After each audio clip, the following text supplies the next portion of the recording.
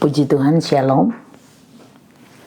Haleluya, kita mengucap syukur jika masih diberi waktu untuk kita bisa menikmati kehidupan yang ada. Saudara, sebelum kita mendengar firman Allah, mari kita menyatu di dalam doa, mari kita berdoa. Terima kasih Bapa, terima kasih Tuhan Yesus, terima kasih Roh Kudus atas peluang yang Engkau berikan untuk kami bisa belajar terus untuk menangkap dan memahami akan kebenaran firman Allah. Dan mari Tuhan tolong agar setiap umat Allah di mana saja berada punya waktu untuk mendengar firman-Mu. Sebab hanya firman-Mu yang bisa memberi setiap hati untuk menjadi penuh dengan sukacita dalam menjalani kehidupan yang ada. Kuasa-Mu bekerja, urapan-Mu mengalir. Dalam nama Yesus Kristus, haleluya, amin.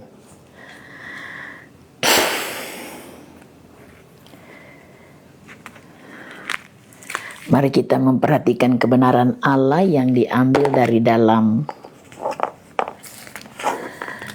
1 Petrus ya. 1 Petrus kita sambung pada ayat ke-10 hingga ayat yang ke-12 pada pasal yang pertama. Kita membaca sama-sama.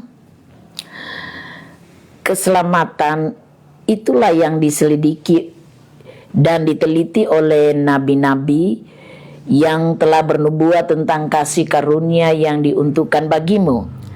Dan mereka meneliti saat yang mana dan yang bagaimana dimaksudkan oleh Roh Kudus yang ada di dalam mereka, yaitu roh yang sebelumnya memberi kesaksian tentang segala penderitaan yang akan menimpa Kristus dan tentang segala kemuliaan yang menyusul sesudah itu. Nah, sampai di sana saja ayat 10 dan 11 yang kita baca.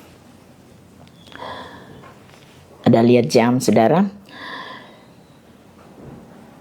Saudara sekalian, apabila kita membaca kebenaran firman Allah ini, maka kita akan bisa menangkap yang mana tentang janji keselamatan itu sudah dinubuatkan oleh para nabi di dalam kitab Perjanjian Lama. Contoh seperti Daud, seperti Yesaya.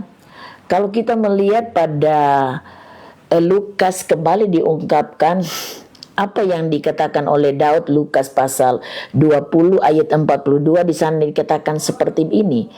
Sebab Daud sendiri berkata dalam kitab Mazmur. Jadi dia mengungkapkannya dalam kitab Mazmur, kemudian itu diangkat kembali. Tuhan telah berfirman kepada Tuanku, duduklah di sebelah kananku. Jadi memang sejak para nabi tentang Yesus sudah dinubuatkan. Bahkan dalam Markus 12 ayat 36 juga dikatakan di sana, Daud sendiri oleh pimpinan Roh Kudus berkata, Tuhan telah berfirman kepada Tuanku. Kepada Tuanku ini tujuannya adalah Yesus sendiri. Duduklah di sebelah kananku sampai musuh-musuhmu, huruf besarmu, kutaruh di bawah kakimu. Jadi dia berbicara tentang sekali kelak bahwa Tuhan akan duduk di sebelah kanan Allah Bapa untuk melakukan sesuatu, karena memang dia adalah Allah yang direncanakan oleh Allah untuk melakukan penyelamatan. Nah, pada ayat yang ke-10 ini, keselamatan itulah yang diselidiki dan diteliti oleh para nabi yang telah bernubuat tentang kasih karunia yang diuntukkan bagimu.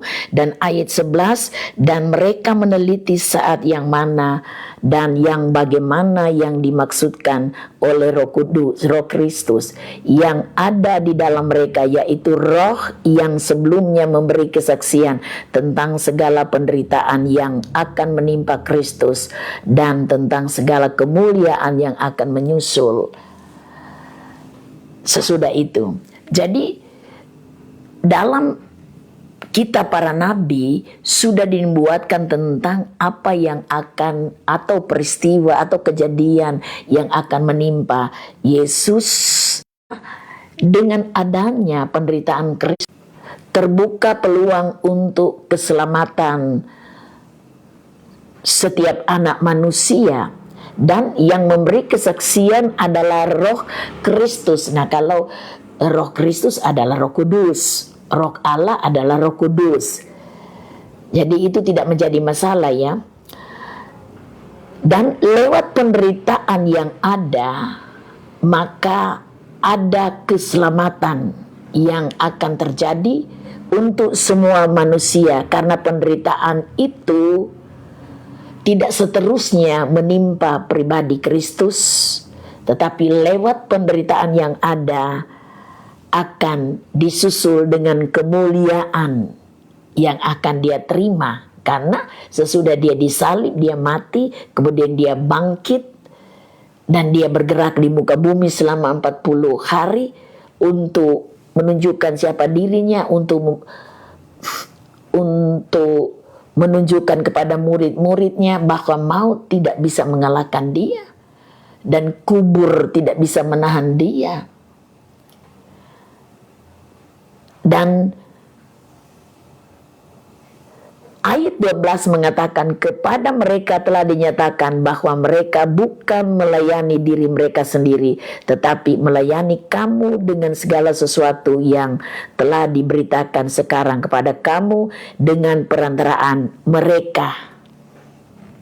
Jadi orang-orang yang ada, mereka melayani, bukan melayani diri mereka sendiri. Nah, biasanya orang yang dipenuhi dengan Roh Kudus, arah pelayanan mereka bukan ke diri sendiri, tapi condongnya mereka peduli dengan keadaan orang lain. Nah, orang-orang yang demikian menunjukkan bahwa pribadi-pribadi yang ada adalah benar-benar mereka mengenal kebenaran yang sejati. Karena sasaran tujuan pelayanan mereka bukan keuntungan pribadi, tetapi keuntungan banyak orang, terlebih mengarahkan setiap orang kepada keselamatan. Nah, kita belajar daripada apa yang dikerjakan oleh semua rasul yang ada, bahkan orang-orang yang dipakai oleh Tuhan sejak zaman perjanjian lama sampai di perjanjian baru. Ini tokoh-tokoh ini yang benar-benar ada di area Allah, mereka mengerjakannya tanpa mempedulikan nyawa mereka. Yang mereka pentingkan adalah menundukkan diri terhadap apa yang menjadi kehendak dan kemauan Allah. Nah, kita pun di dunia akhir zaman, kita belajar seperti apa yang dikerjakan oleh mereka untuk melayani Tuhan. Sebab melayani Tuhan bukan ongkang-ongkang kaki, bukan maunya hanya memerintah, tetapi melayani. Contoh di dunia sekuler waktu zaman Bapak Presiden Jokowi, kenapa dia disayangi oleh seluruh lapisan masyarakat, sekalipun orang tidak kenal dia secara langsung, tapi melihat perbuatan dia di mana-mana. Dia itu tidak menempatkan dirinya sebagai seorang nomor satu di Indonesia, tapi dia menempatkan dirinya sebagai sosok yang melayani masyarakat. Nah, apalagi kita adalah orang-orang yang dipanggil oleh Tuhan untuk terjun di dunia pelayanan, maka yang dilakukan adalah melayani. melayani, dan melayani ini tidak memandang bulu, mulai orang kaya, orang sederhana, orang miskin, orang tidak punya tempat, itu semuanya sama di hadapan Tuhan. Tapi kadangkala dalam satu pelayanan ada orang tertentu yang membeda-bedakan. Kalau dia orang, kalau istilahnya domba gemuk, ya memang itu diperhatikan luar biasa. Tapi kalau domba itu kurus, tidak ada apa-apa, maka biasanya itu, contoh saja, karena saya sudah ada di mana-mana kan, dari Sitaro, dari Bitung, ada di tempat ini. Jadi saya banyak melihat keberadaan. Saya tidak menjelekkan, tidak. Itu pengalaman yang saya lihat. Kadangkala contoh di hal baptisan, ya, di baptisan. Biasanya kalau orang berduit, yang terjun baptis itu adalah gembala, saudara. Tapi kalau cuma orang biasa-biasa, yang dia suruh adalah pengerja. Ada di tempat-tempat tertentu seperti itu.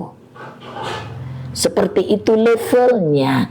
Tapi saudara tahu, pelayanan model demikian, orang-orang yang mengkategorikan orang-orang tertentu seperti itu, ini pelayanan seperti ini, pelayanan yang tidak murni, tidak bersih di hadapan Tuhan. Kalau kita benar-benar terjun dalam pelayanan, seperti apa keadaan orang itu, kita tidak membeda-bedakan. Mau kaya dia, mau miskin, mau sederhana dia, kita tetap mempedulikan. Karena itu adalah jiwa dari Tuhan. Benar? Di satu daerah, ya, saya pernah menemukan, karena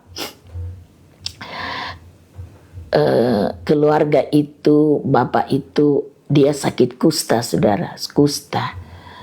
Dan waktu kami pergi melayani orang yang ada, memang keluarga ini mengeluh. Karena mereka katakan sudah lama tidak pernah dikunjungi kolom. Rupanya itu ibadah dipending dulu untuk datang di situ. Ya memang kalau penyakit kusta kan itu bisa berjangkitan, tapi kusta yang bagaimana dulu? Nah, orang ini kan ada di kamar, bukan ada di ruangan rumah, tapi ada di kamar, dia tersendiri. Sejak bapak itu dia mengalami penyakit kusta, dia tidak pernah rumah mereka tidak pernah dikunjungi oleh kolom. Jadi ini keluarga ini, mereka cerita dengan saya, mengeluh tentang keadaan seperti itu. Nah, saya katakan begini, saya juga tidak menjelekkan dengan situasi pelayanan seperti, saya katakan begini, ya memang di Alkitab orang kusta itu diasingkan, disendirikan, dan dia jauh dari persekutuan banyak orang.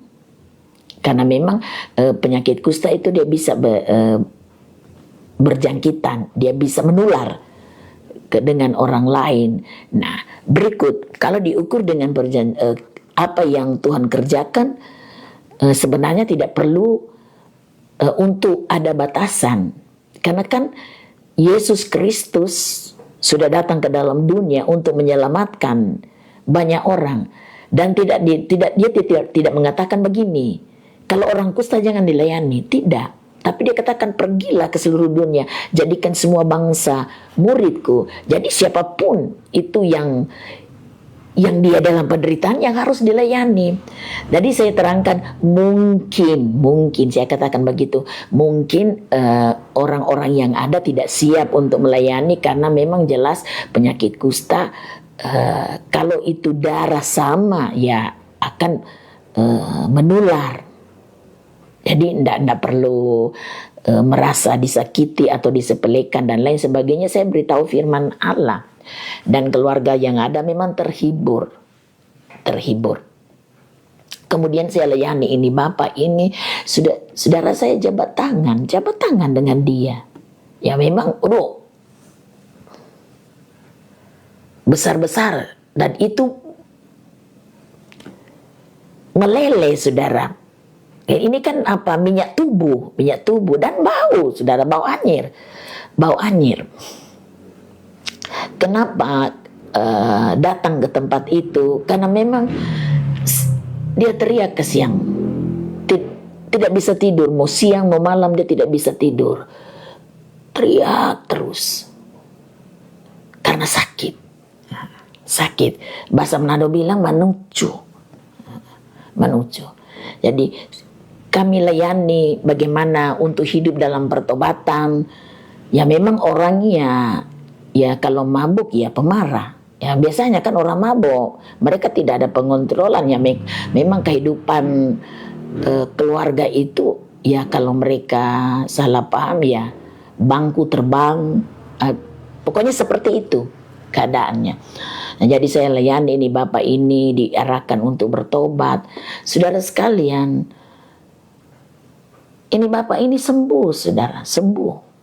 Dia sembuh dan dia senang sekali. Nah, satu hal yang kami pesan, hati-hati jangan pernah kembali lagi kepada keadaan hidup yang semula, yaitu hidup mengikuti keadaan diri sendiri. Lama dia hidup dalam keadaan yang sudah disembuhkan, saudara. Disembuhkan. Kami senang mendengar, karena kami tidak tinggal di situ. Kami senang mendengar yang mana dia sudah sembuh, dia sudah bisa bergaul, sudah licin badannya, dan lain sebagainya. Ya waktu berjalan terus, tahun berganti tahun kan, Tuhan panggil dia, tapi bukan dengan penyakit yang ada. Karena penyakit yang ada sudah disembuhkan oleh Tuhan. Tapi lain, berarti itu sudah waktunya Tuhan untuk memanggil dia. Nah, maksudnya saya teringat dengan apa yang terjadi itu karena begini. Seperti apa keadaan orang itu? Engkau yang sudah menerjunkan dirimu, engkau dipilih sebagai pelayan, mau tidak mau, suka tidak suka, karena itu adalah komitmenmu dengan Tuhan untuk maju dalam pelayanan, kerjakan itu. Jangan pilah-pilah. Kan kadangkala orang memilah-milah orang untuk dilayani. Pilah-pilah. Tidak bisa. Karena di hadapan Tuhan, saya sudah pernah saksikan ada seorang ibu yang datang, dia sakit, memang dia sakit. Dia katakan, ibu, selama kita sakit ini, so 3 tahun kita ini. Sakitnya apa? Dia menderita, dadanya sakit. Nah, dokter hanya katakan, itu ya mungkin ada mah, tapi hanya mungkin. Nah, waktu saya berdoa, ternyata dia seorang pelayan Tuhan. Tapi ibu, Roh Kudus tadi memberitahukan yang mana ibu itu seorang pelayan, tapi ibu hanya mau melayani orang yang selevel dengan ibu. Tapi kalau orang di bawah ibu rasa jijik untuk melayani. Makanya Tuhan melakukan hal ini untuk ibu, dan apa yang ada itu dari Tuhan. Tuhan meluaskan itu terjadi untuk ibu dengan tujuan supaya ibu itu sadar diri, yang mana jangan pernah membeda-bedakan orang, siapapun dia.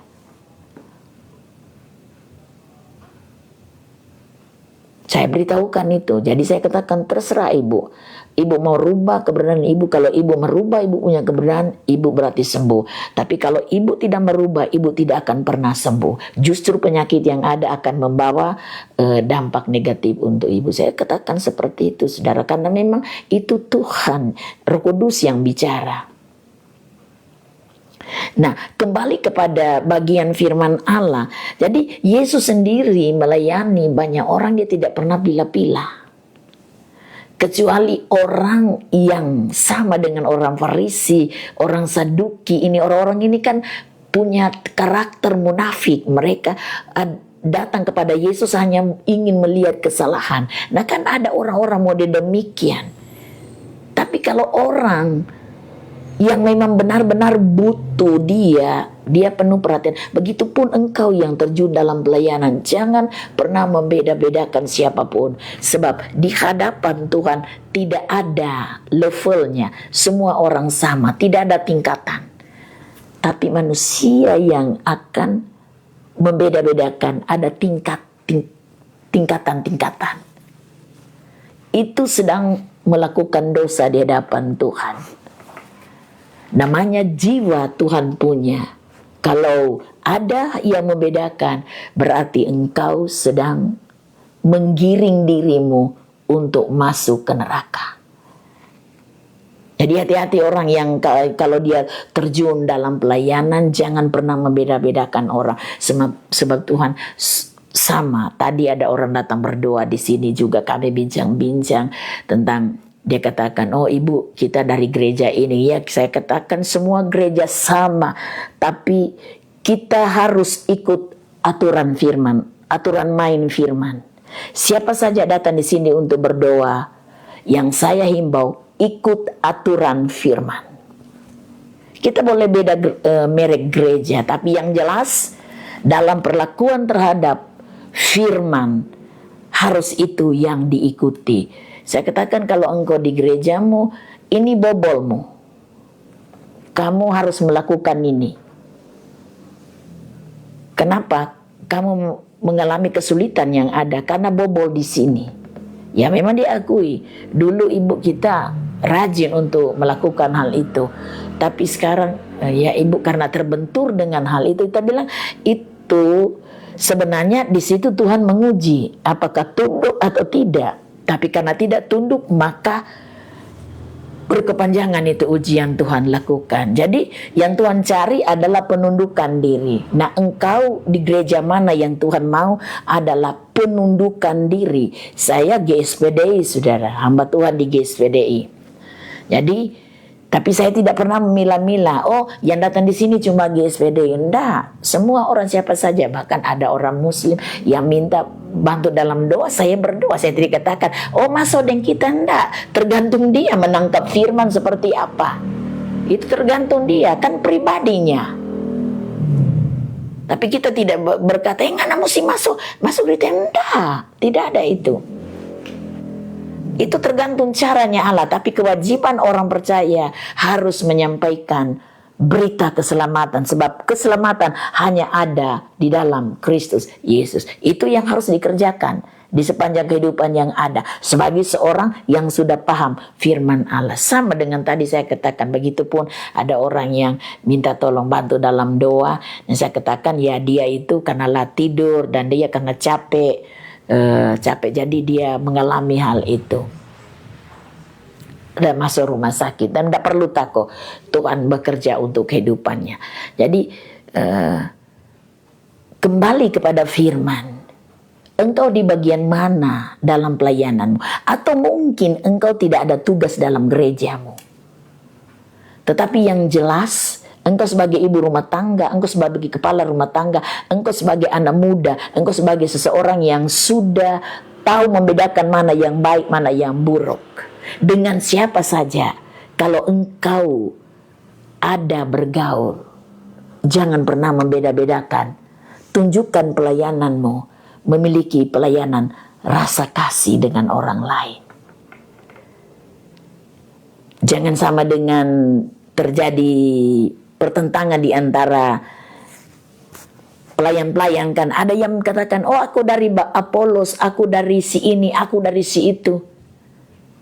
Tapi semua kita bekerja untuk Kristus. Yang Tuhan lihat, apakah engkau bekerja sesuai dengan keinginan dia? Itu. Jadi dijauhkan Allah kalau kita melayani Tuhan hanya untuk tampil.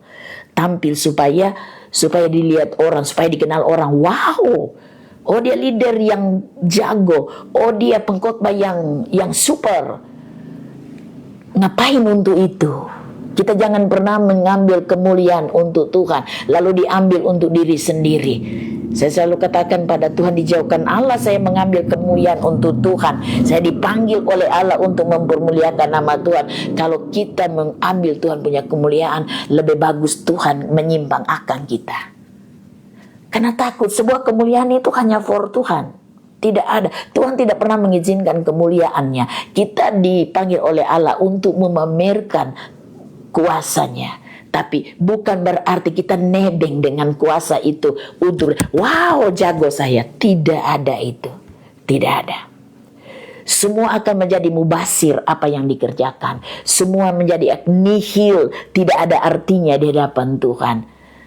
Makanya Tuhan mau biar pemahaman kita tentang kebenaran Allah semakin luas, semakin dalam. Sehingga kita tidak pernah melakukan sesuatu yang keliru di hadapan Tuhan. Teropong ada dalam firman Allah.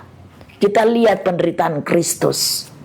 Dia tidak pernah mengambil untuk kemuliaan dirinya, tapi dia mengerjakannya sesuai dengan apa yang Allah izinkan untuk dia kerjakan.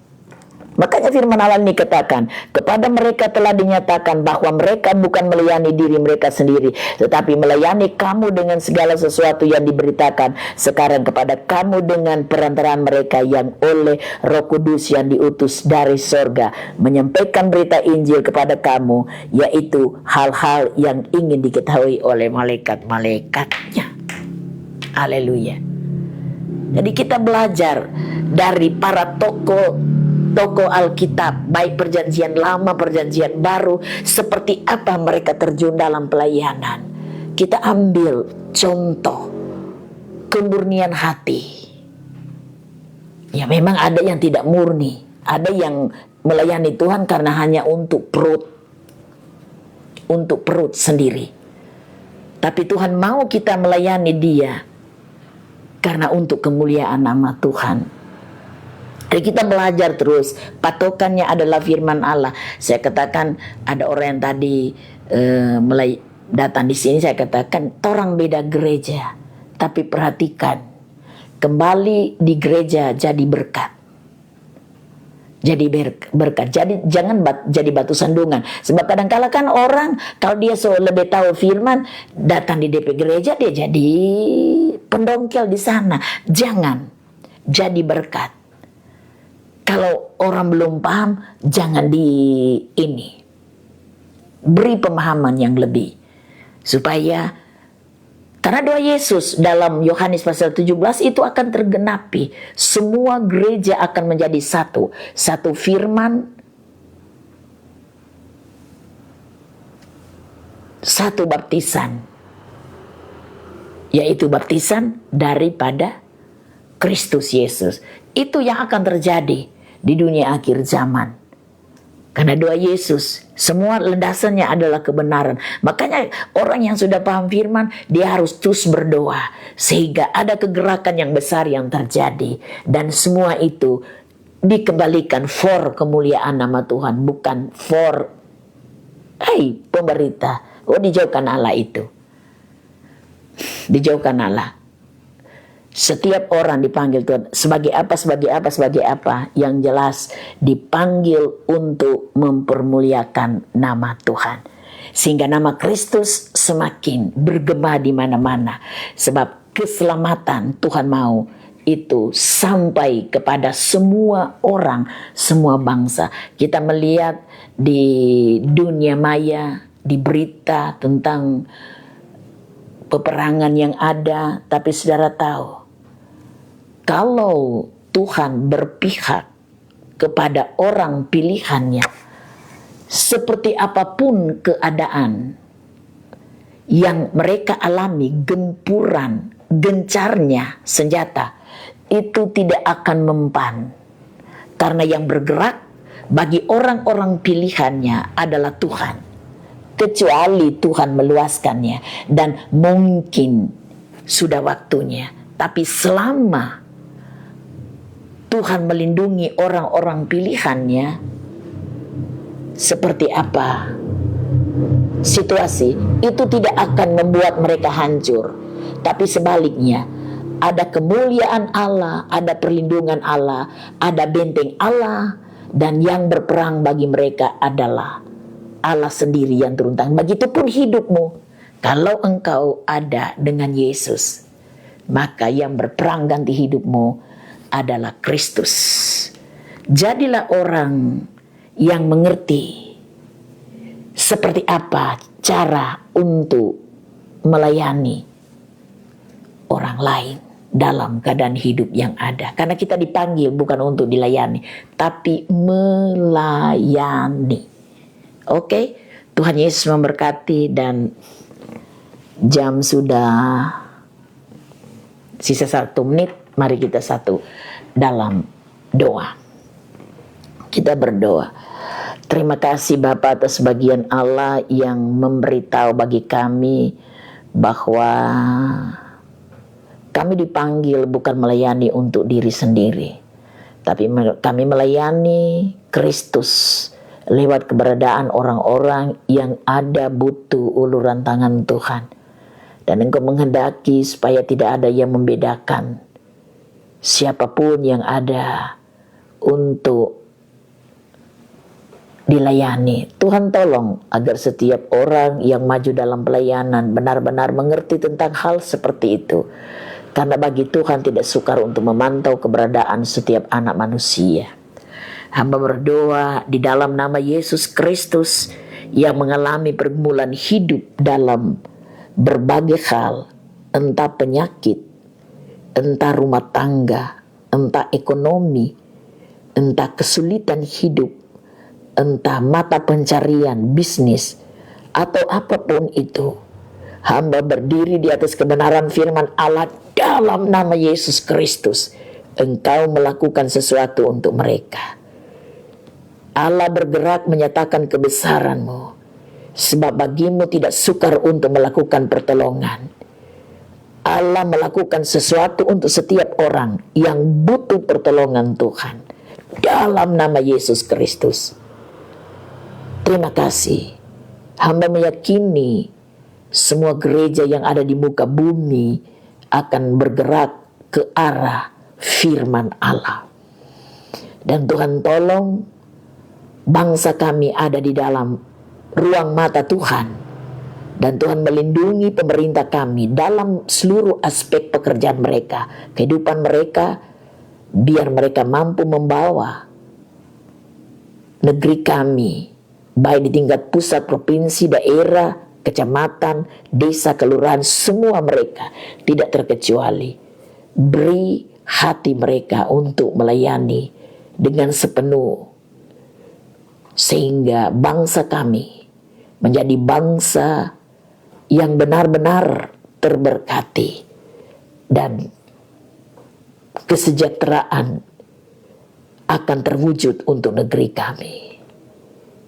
Terima kasih Tuhan. Kibarkan panji keselamatan-Mu untuk seluruh dunia. Keselamatan untuk banyak orang.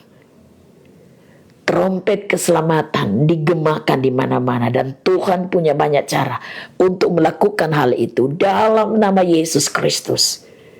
Engkau akan memamerkan kekuasaan-Mu, memanggil banyak orang, sehingga banyak orang diselamatkan. Terpujilah Kristus. Allah berjaga-jaga untuk semua umat-Mu, dan Engkau memayungi setiap umat-Mu dengan kekuasaan-Mu. Di sepanjang kawal malam ini, Allah menunggui setiap keberadaan umat-Mu, menjaga setiap kemah umat-Mu. Apa yang ada pada umat-Mu semuanya dijaga, dilindungi oleh Allah. Bertambah-tambahlah Tuhan untuk semuanya, dan biar setiap pribadi berkurang-kurang, dan yang dimuliakan di seluruh aspek kehidupan yang ada. Hanya satu nama di atas segala nama, nama Yesus Kristus, Juru Selamat dunia yang menjadi Raja di atas segala raja, yang akan menghakimi setiap orang menurut perbuatan. Dalam nama Yesus kami berdoa. Haleluya, haleluya, amin. Oke, Tuhan Yesus memberkati, dan kita nanti jumpa pada esok pagi berkisar jam 6 ya. Tuhan Yesus memberkati.